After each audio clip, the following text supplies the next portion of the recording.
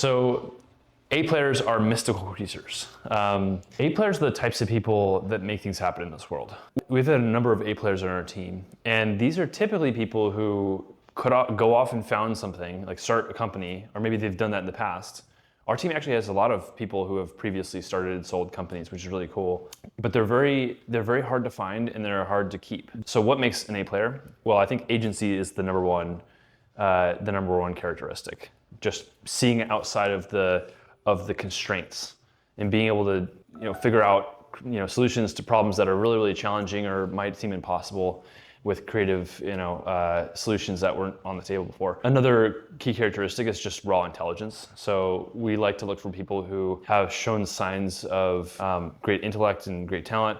This can sometimes be from schools that they went to or places that they worked, but more often than not, it'll just come from like what they were able to accomplish in previous work, and also just in the interviews process itself. Another characteristic is grit, like seeing something through, owning a number.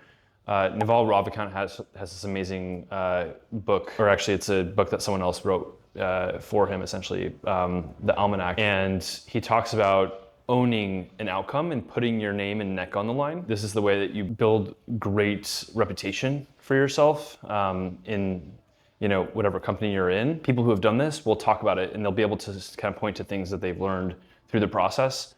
And in the interview process, digging into the actual substance, if you can go a few layers deep with them without them starting to get fluffy, it's a good sign that they were very involved. For retention, the important thing is giving them a strong sense of ownership and responsibility, allowing them to have latitude and kind of to grow. One thing that we noticed is that a lot of true A players will have strong personalities and strong opinions. It is important to let them express that.